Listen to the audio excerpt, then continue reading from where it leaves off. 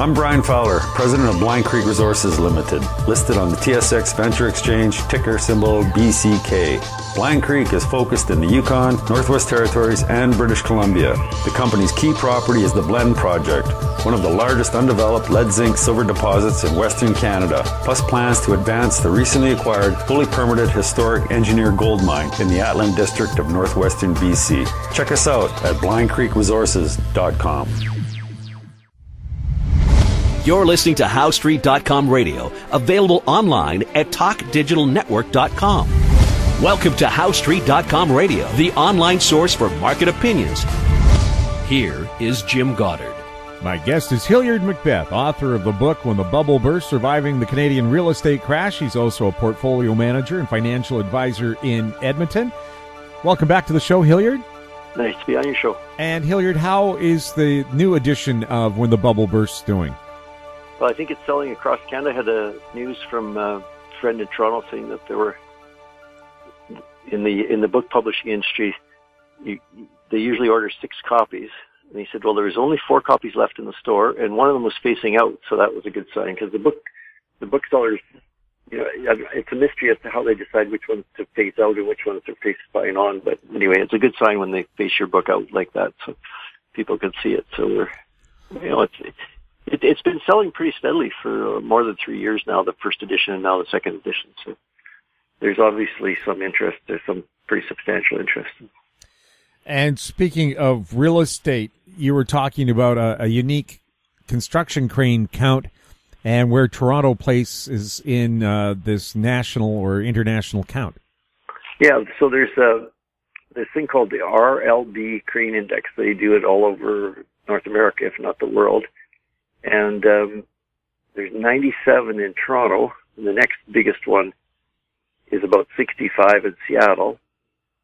And then the next biggest one in Canada, the only other one in Canada, is Calgary at 25 cranes. And going back to Toronto, the 97 cranes, almost all of them are residential. Of course, everybody knows that the office market is pretty overbuilt everywhere. So these new projects are almost all residential condos, I guess. Some of them would be rentals, some of them would be condos. It doesn't say which is which. So it's a huge supply that's coming, and I don't think there's any way that Toronto would be able to absorb that amount of new product. Now, it does take a while for these things to be finished, probably an average of 3 years, something like that. So that's, let's say, 30, 40 new buildings opening up each year over the next 3 years.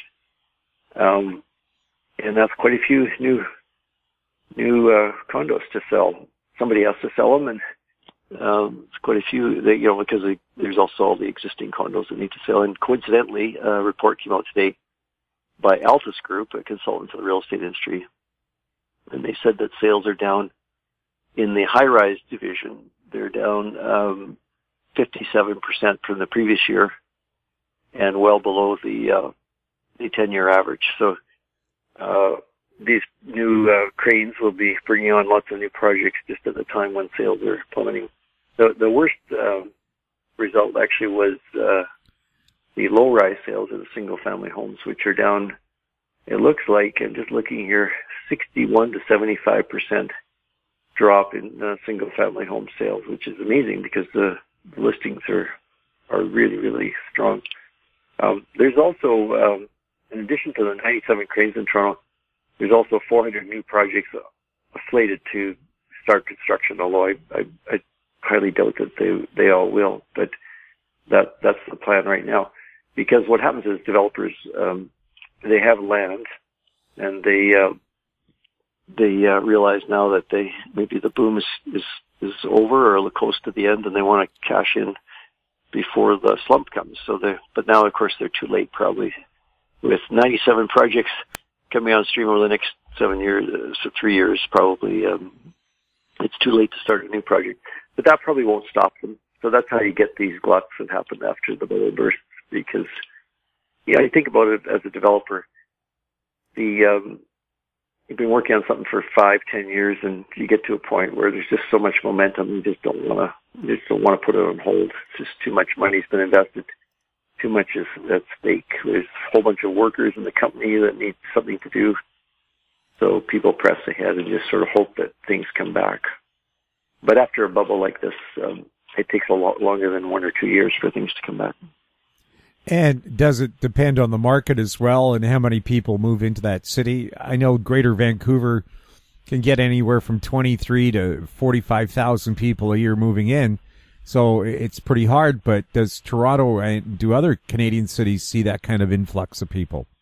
Well, Toronto was up, last year. So Toronto's average was around 1.5% for the census for the 5 years from 2011 to 2016. And then last year went up to about 1.9%, and everybody got excited. So, well, that means that we're going to have a real big continuation of the housing bubble. But it doesn't work that way because it depends on supply as well, right? So, and the proof of that is in Calgary and Edmonton. So Calgary and Edmonton have been between 2.25% and 2.5% every year for the last 5 or 6 years, and their house prices have actually gone lower. So it depends on how many units are built and what type of demand there is. And of course, too, I mean, some of the people that are moving to Toronto, they do have the most immigrants moving to Toronto of all cities in Canada. The largest number go to the Greater Toronto area. But not all of them buy homes. Some of them will move into rentals. Probably a majority of them actually will move into rentals. So, and if these stories, that are backed up, I think, by some pretty good research, that more than 50% of all the new condos are bought by investors who want to rent them out. There shouldn't be any shortage of supply of places to rent if they want to rent a condo. And rents although the rents are expensive in Toronto, they haven't gone up dramatically in the last few years. In fact, Canada continues to be the cheapest place to rent in the world compared to the price of buying. So every other place in the world, the spread between buying and renting is smaller than it is in Canada. So there are a couple of places in Canada where the rents are pretty high, and they happen to be Toronto and Vancouver. So, but other than that, rents are really, really cheap in relation to what it costs to buy in Canada. Well, a poll just found the majority of Greater Toronto renters say they'd love to move to some place where they could find cheaper rent, but then you have to find the jobs to pay that rent, whether it's cheaper or not. Exactly. So I mentioned Edmonton, the influx of people has been over 2% per year for more than 5 years now. And rents for a one-bedroom in Edmonton are dropping. They're down below $1,000 a month now. So in Toronto, the highest is about $1,800 a month. And Vancouver's roughly right around there. It's just slightly less than, this is as of June 2018. So, it depends on jobs. I mean, the thing that's forgotten about all this, when people talk about housing as an investment or housing as a speculation, whatever it is, in the past, before this massive bubble, it was all about jobs. Like, people wouldn't move to different places unless they could get a job there. Or, now with more and more baby boomers, it's about retiring. And one thing I know from my own practice in an investment advice business is when people retire, even when they're quite fortunate to be comfortable in their investment portfolio is large enough to support them, they get very, very concerned about costs. Even the relatively wealthy ones do. So paying a huge rent in Toronto, Vancouver, if you don't really have any big ties there, if there aren't a bunch of grandchildren there, you'll see some people moving away to cheaper places. Well, I've seen that in the broadcast industry. All the retired broadcasters have sold their properties in Vancouver and have moved to either Vancouver Island or into the interior, where they bought very nice homes and have a nest egg. Yeah, they get to take a little bit of money out. It's really hard to take any money out when you do that if you stay in the same city. I've seen clients try to do it, but they end up never really being able to put much money aside after they make the switch. But if you move to Nelson, BC, for example, or Grand Prairie, Alberta, or something, you can save maybe Grand Prairie is a bad choice, but there's something like that. You can save a lot of money, of course. Like, the reason I said that about Grand Prairie is there's quite a big demand for housing, at least until recently, because of the oil and gas industry there. But there are places where You can buy a nice house. I was talking to a guy a couple months ago, and he's from Newfoundland. He said for $20,000 you can have a house and 20 acres of land and everything in Newfoundland. So you could be a billionaire or just move to Newfoundland. We'll have more with Hilliard MacBeth right after the break. I'm Greg Johnston, CEO of Carl Data Solutions, an industrial Internet of Things company that provides big data solutions for monitoring critical infrastructure. Carl Data offers machine learning and predictive analytics features through our cloud-based applications to deliver key asset-saving operational insights from massive amounts of data. Carl Data trades on the CSE, symbol CRL, and the pink symbol CDTAF. For more details on Carl Data, please visit carlsolutions.com.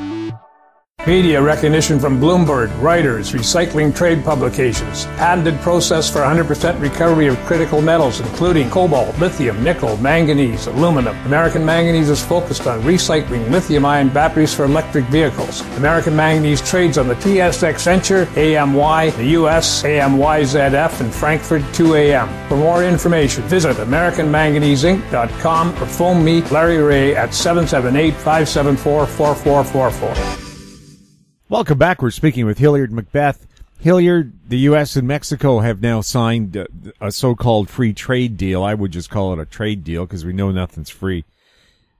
Now, what's Canada's position? Do we have to sign the same kind of thing as Mexico did, or can we negotiate our own deal?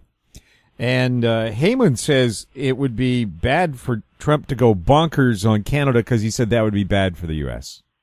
Yeah, so it turns out it's a little bit more complicated than Trump is presenting it. So there actually isn't really they've agreed to kind of like what the terms would be, but really the NAFTA is a three-way agreement and it cannot be amended without all three parties. And it also can't be amended without the approval of the Congress. The House of Representatives and the Senate have to approve it. So Trump is pushing really hard for Canada to get back to him by the end of this week. But Canada wasn't part of the negotiations of this last part, and so he's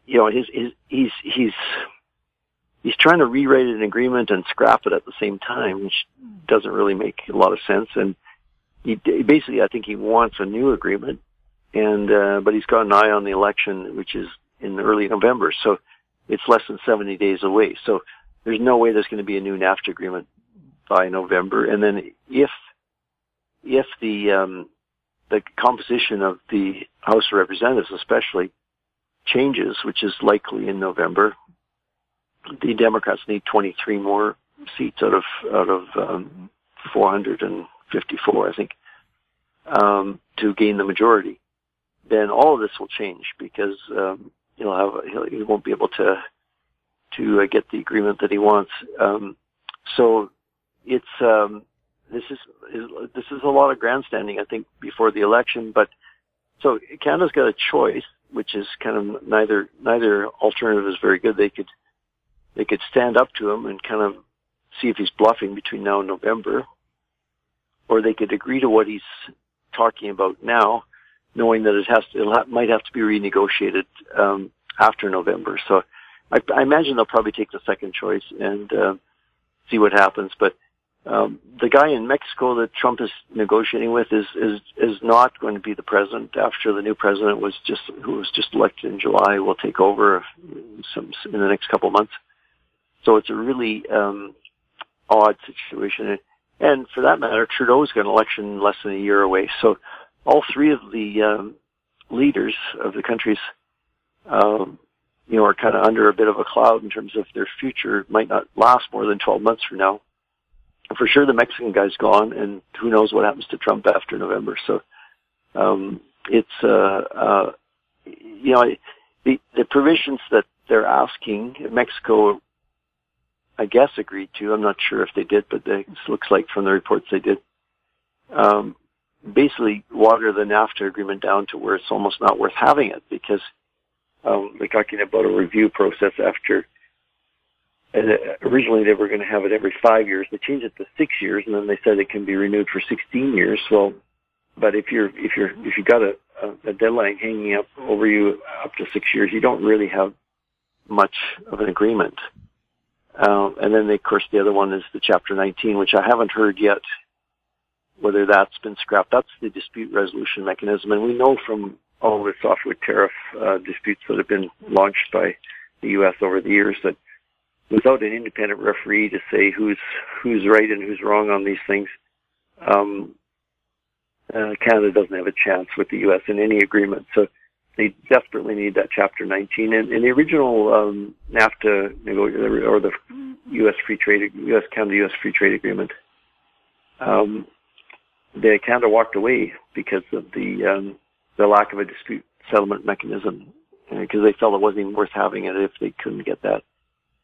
So it's the Chapter 19 dispute resolution mechanism is definitely a hill to die on, and this could all be just grandstanding and appealing to Donald Trump's base before the November election, trying to get them out to vote. But he's been pretty consistent on two things: immigration and free trade or tariffs, and it really strikes a chord with his followers, and he can get them stirred up with those two issues pretty easily. So that's probably what he's doing.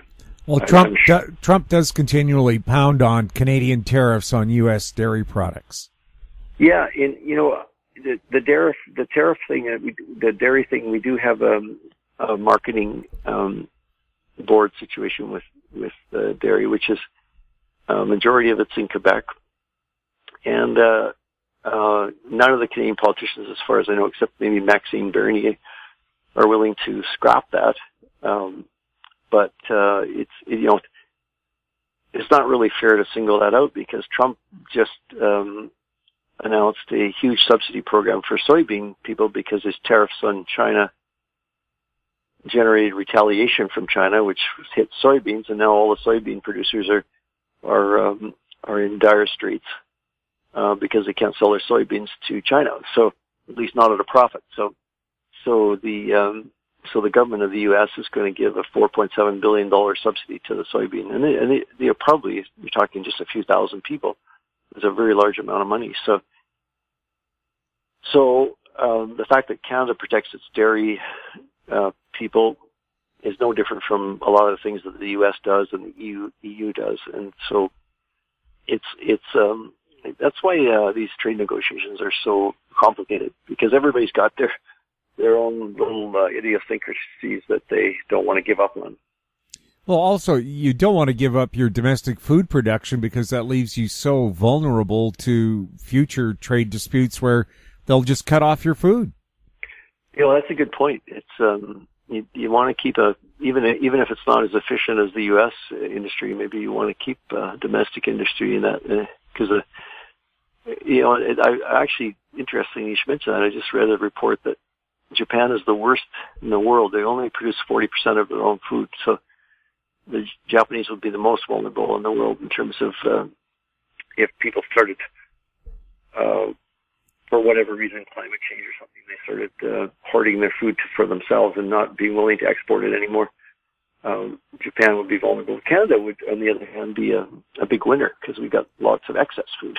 So I think we could probably trade something in order to get our cheese from someplace else if we can't make it all here ourselves. But exchange our wheat for fresh fruit and vegetables in the wintertime instead of paying $8 for a head of cauliflower. Yeah. Yeah. We'll have more with Hilliard MacBeth right after this. Cypress Development Corp's flagship lithium project is located just east of Albemarle's Silver Peak mine in the heart of Clayton Valley, Nevada. A 12-hole exploration drill program for lithium-enriched claystone on Cypress's 100% controlled properties is now underway. Cypress Development Corp trades on the TSX Venture Exchange, symbol CYP, the Pink's CYDVF, and on Frankfurt's C1Z1. For more information, please visit our website, cypressdevelopmentcorp.com. Don't miss out. Stay informed. Receive the HowStreet.com weekly recap with thought-provoking podcasts, radio, and articles delivered to your inbox. Sign up for the HowStreet.com weekly recap on our homepage at HowStreet.com. Welcome back. We're speaking with Hilliard MacBeth. Hilliard, so many people, if they want more affordable housing, look at where can we get affordable land and find some empty space to put people. Edmonton had a municipal airport right downtown. They closed it down. Has that land been used for new high-rises or new housing developments yet? The plan was to do that, and one of the concerns was that because there was so much aviation there over the years, there might be contaminated soil underneath the runways and that, but when they actually dug into it, they found it wasn't bad at all. So there isn't really any obstacle to moving ahead other than the city council. So the city council wanted to have a kind of a model of energy efficiency built there. 30,000 people with solar panels and all kinds of really modern kind of stuff like that. And the private sector saying to them, well, it's going to be really expensive. So the thing is stalled. And the other thing that Edmonton did recently was move their hockey rink from a little ways away from downtown to right downtown, right smack in the middle of downtown. So there's a whole area out there at what's the exhibition grounds and the hockey rink. And they just had the last horse race in that facility that they're ever going to have on Saturday, the Canadian Derby. So the land associated with that is just enormous. And so the combination of those two, which are, both of them are, less than 5 miles from downtown, they could have a tremendous amount of new housing that would go in there. It wouldn't even have to be high-rise. It could be low-rise. But the problem, of course, is that the way Edmonton is developed is there's a huge sprawl. It's one of the largest municipal areas in North America. And the population is spread out over a very wide area. And so there's a whole bunch of land that's been purchased on the outskirts of Edmonton because developers assume that that's the direction things are going to go. So I suspect that the city council has a lot of pressure on them to maybe delay these efforts to develop this tremendous amount of land near the center of the city. This has happened before in Edmonton, by the way. This isn't the first time. And so we've got like the equivalent of several city blocks of underutilized land right close to downtown that could be developed. But they keep building on the outskirts. And the problem with that is you got to have new roads, you got to have new everything out there. And a long-time senior employee of the city of Edmonton told me that the city loses money on every single one of those new developments because the city's share of the cost of developing those new areas is higher than the tax revenue they'll ever get from those areas. Yeah, so, what I remember about downtown Edmonton is a plethora of gravel parking lots everywhere. They're still there. And, there's a lot that could happen. I mean, I think you and I talked before about electric cars and self-driving cars, but if some of that, even half of what's likely to happen happens, it could really free up a lot of those parking lots because people wouldn't necessarily have to always have their own car at home and then have their own car at work for 8 hours while they work. They might just when it's time to go home from work, they might just call up on an app and a car will appear. And so those parking lots, that land for those parking lots could be freed up, and that would be a really big improvement, I think, because there's an awful lot of wasted space in most cities in North America compared to Europe, because most of the cities in Europe were laid out before the automobile, and that's why the density is so much higher, and also the downtown places are mostly more livable because everything's closer together. Well, it was designed at a time when everybody walked. Yeah. And, in Calgary, actually, Calgary's done a little better than Edmonton. So the downtown in Calgary, there's lots of nice residential neighborhoods within a couple, 3 miles of downtown Calgary. So you could easily purchase a home. Now, they're still relatively expensive, but they're a lot cheaper than they were a few years ago.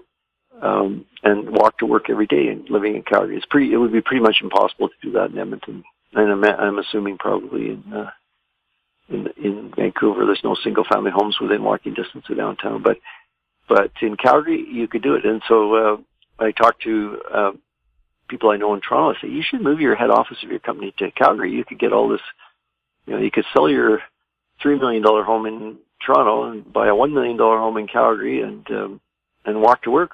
They just look at me like, what are you talking about? hard for people in Toronto, and I'm sure in other cities like New York and London, to visualize not continuing to be there.